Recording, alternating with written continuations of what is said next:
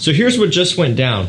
Right before I just jumped on camera here, I went and took a look at my entire collection and I picked out 10 fragrances that I would wear for an entire year. If I were tasked with the challenge to do this for real, to only pick 10 and wear them for an entire year exclusively, these are what I ended up choosing. And like I said, I came up with this idea and then immediately I came down here, I grabbed them, and now I'm recording. So I haven't had time to shuffle things around and change things up. Like, this is raw in the moment what I would choose. Now, of course, obviously this is very unrealistic. I'm a fragrance reviewer. My job is to test and try new things, whether it be new releases or just things in general, so this would never happen, but if it did, this is what I would pick. I will drop links to these down below, so as I talk about them and if I reference prices, those prices will be based off the links that I'm featuring down below, discount prices, so make sure you hit those up. Let's just jump right into it because we've got a lot to uncover here, and these are some heavy hitters. We're going to start this off with Carolina Herrera's Mystery Tobacco. So this is kind of from their exclusive line. I can't remember exactly what they titled this line, but it's something fancy, and these are not cheap. I mean, these are going to be similar to that of the Tom Ford Private Blends, the Dior La Collection Privé line, the YSL exclusive line, all of that stuff. Pretty much every big designer brand has some sort of exclusive line like this, and this is that. Now, like I said, they run a pretty penny, even on discounters, a little over $300 I think it was for this one. So it's 100 ml, it's a Eau de Parfum, but still, I mean, you're talking about straight up niche pricing here. That being said, they've got some seriously great juice in these bottles. I've got this one and I have Bronze Tonka, which is also really good, and I'm working on picking some more up as I go. Tobacco, patchouli, tonka bean. Now this one does smell a bit familiar. Now it's almost like it has bits and pieces of Parfums de Marly Carlisle thrown in with some Mancera red tobacco, but also its own thing going on. It's like a hybrid of those two and then its own uniqueness is kind of how I've been looking at it here recently. But what I do know is the quality and the performance and just the impact that this fragrance has. Like when you spray it on, it just hits hard. It's unparalleled. I mean, this is so many levels above just your typical Carolina Herrera fragrance. So you can tell that they really stepped up their budget. They really did a great job of producing some seriously high quality and impressive scents here in this lineup. And so given that they do demand a high price tag, it does live up to it, at least in my opinion. This is really nice stuff. If you like tobacco, you should try this one out. And this will be a huge, huge hit for me in the wintertime. Next up, summertime. Dolce & Gabbana Light Blue Forever. Completely changing gears here. Grapefruit ozonic notes. What else? Violet leaf. All of that good stuff. I've talked about this one many, many times. Now, I could go for this or Italian Love. They're kind of interchangeable for me. Italian Love has a bit more bergamot to supplement that grapefruit. It's a little bit easier to pull off in my opinion, and I really like both versions. It kind of comes down to what you can get your hands on, because Forever is discontinued and Italian Love is a limited edition. So Italian Love did just come out. It'll be on sale every now and then, but neither of these are probably going to be around that long. So just do your best to get your hands on one of them or both of them if possible, if you are in the market. Really, within the past few years, this has been one of my favorite fragrance releases. The grapefruit in here is so good, and this is truly something different and unique for someone who is striving for something out of the ordinary and not your typical cookie cutter designer release. This stuff is really, really good, and I definitely will have to have this if I was going a year with only a limited selection. Next up, we have Afnan's 9 p.m. So this one here has very much an ultra male smell to it. So good it doesn't even want to focus on it. That's all right. You guys know what it looks like. Ultra male clone at about half the price or so, somewhere around in there. So you're saving money, but you're also getting something that has just kind of a little bit of a different twist. No clone is going to be exact, and so for me, if I wanted straight up ultra male, of course I would wear it. But if I'm in the mood for that ultra male DNA, but just something that's a little bit of a variant, if maybe I'm getting burnt out on ultra male, this is where this would come in. And that's what I do like about clones. You know, people may wonder why I'm into clones if I already have the originals of these fragrances, and that's simply because of what I just said. One of which being it's nice to have a little bit of a variant, a little bit of a change of pace, have that DNA, but something just slightly tweaked. And also just for the simple fact of, you know, I can save money too that way. If I have a clone that I really, really like, then why not wear it if I like it? Who knows, you know? That's kind of one of those deals here. I've got Ultra Male, I can wear it, but also I really like how this one is. I like that change of pace. And so for me, I love having this DNA, especially in the fall, so I knew I had to throw it in here. All right, and back to summer. I kind of, you know, placed this as spring, summer as I was going on, or actually no, winter, summer, cold weather, warm weather. It's kind of back and forth, as you can see. You understand what I'm trying to say. Up next, Acqua di Gio Eau de Parfum. Now this one has, it's got orange, mineral notes, aquatic notes, all of that stuff, but then a very aromatic mid with, like, I believe rosemary, lavender, clary sage, all that stuff. Now this one's kind of like a hybrid of the original Acqua di Gio mixed in with some Profondo. You get that slight mineral notes from Profondo. You get the heavy dose of aromatics from Essenza, and strangely enough, you get a slight bit of a smoky depth, a slight smoky depth from Profumo in the dry down. Maybe not so much smoky, but more of a dark, almost patchouli type of feel in the dry down. So again, it's almost like a hybrid, and I love everything about this one. Fantastic release. A true eau de parfum. It really is that Acqua di Gio DNA, but all grown up. And like I just mentioned, I mean, this was a home run for me. As soon as I smelled it, I'm like, yeah, this is what I've been waiting for. I was super pumped up, as you could imagine. Hyped and pumped combined is piped. Super pumped up for this one, and it definitely lived up to my expectations. If I was going a year with a limited selection, without a doubt, this one has to be in there, especially in summertime. All right, up next we've got AZZARO, the Most Wanted Parfum version. So I really like this a lot.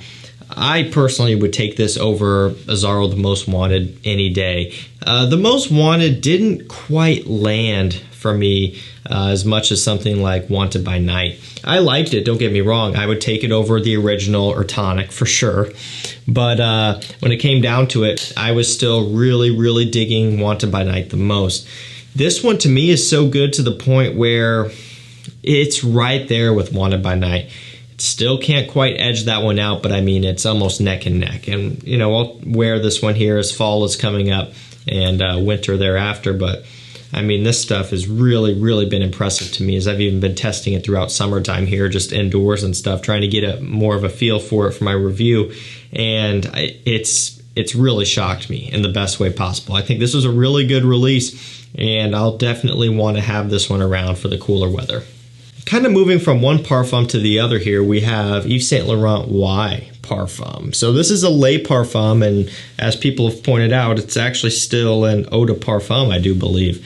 So not quite a true parfum, but it acts like one, it behaves like one, it wears like one. It's got really good longevity, but with a slightly closer to the skin demeanor. However, what it does have is killer sillage, or sillage rather, however you want to say it. Scent trail, right? This one really will hang in the air, whether you do like what I did and just sprayed it up in the air and smell it, or if you're actually wearing it on your skin and walking from room to room, the trail that it leaves behind you will be heavy. It will be substantial. It will stay in the air, and people will be able to smell you even when you're gone.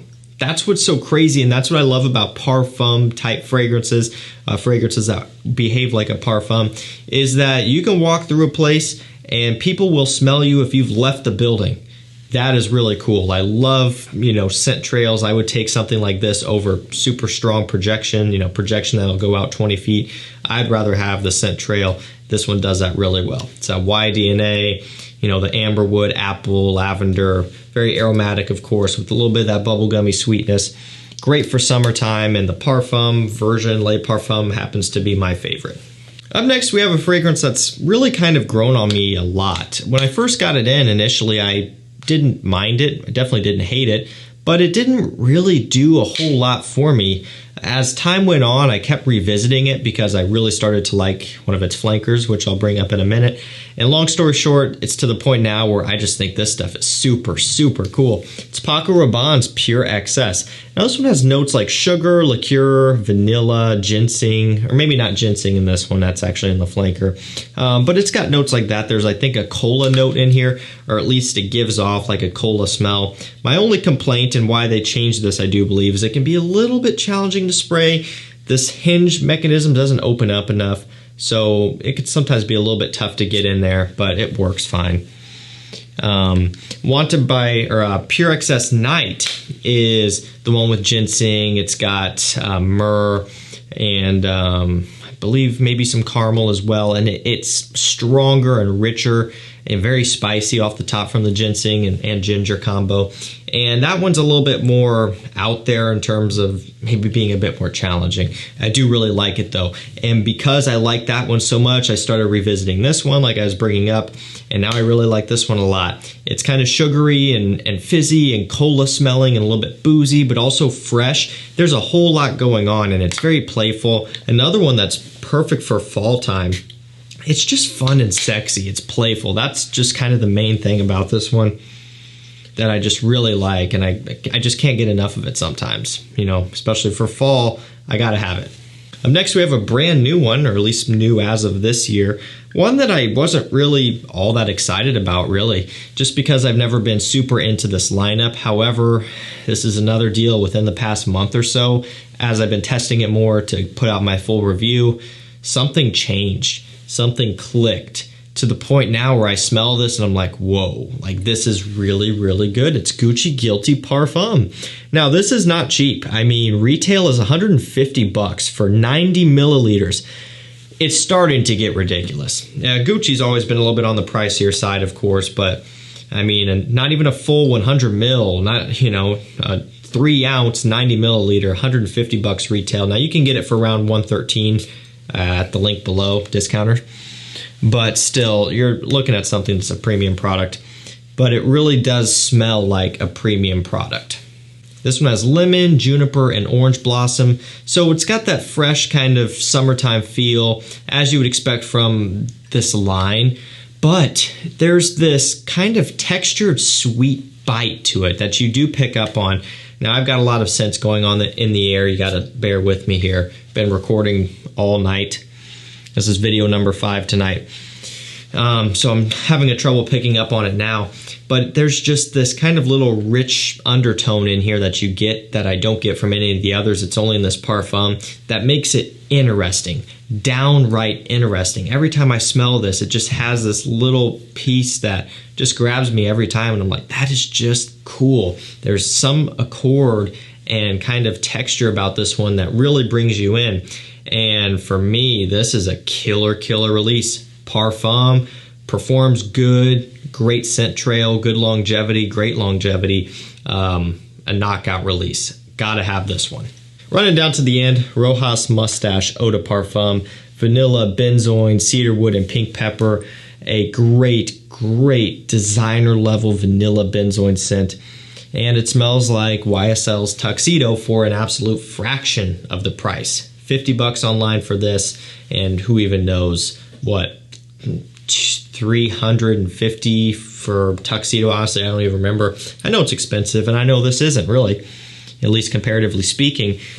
Magnetic cap. Oh no, actually it's not. It's not magnetic, but it kind of feels like it because there's resistance. It does snap into place. The bottle is hefty. The atomizer is great, and the scent is just killer. It's another one that's addicting. It's sexy. It's great for fall and winter time, but especially fall for me. If you like a vanilla scent out there, if you're looking for a great vanilla scent on a budget and you want maximum quality for the price, check out this one. And last up, if I had to go for an entire year with a selection of 10, I had to throw this one in. It's the new Intense CEDRAT BOISE by MANCERA. So if this wasn't out right now, for sure, CEDRAT BOISE, the Eau de Parfum, would have been making it in here. It really would have.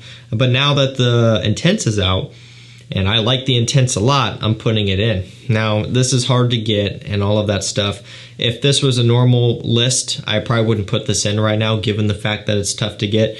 But because this is kind of more of a personal video, I had to put it in anyway. So this one has your typical CEDRAT note breakdown. You get that lemon, black currant, all of that good stuff going on, just a lot of woods, but with the addition of oud, ever so slightly. It's not too strong, it's not medicinal or anything at all, or animalic or anything in the slightest bit. It's smooth. And this truly is an intense version of CEDRAT, and it's Nick straight. If the EDP somehow wasn't strong enough for you, this here will solve your problems.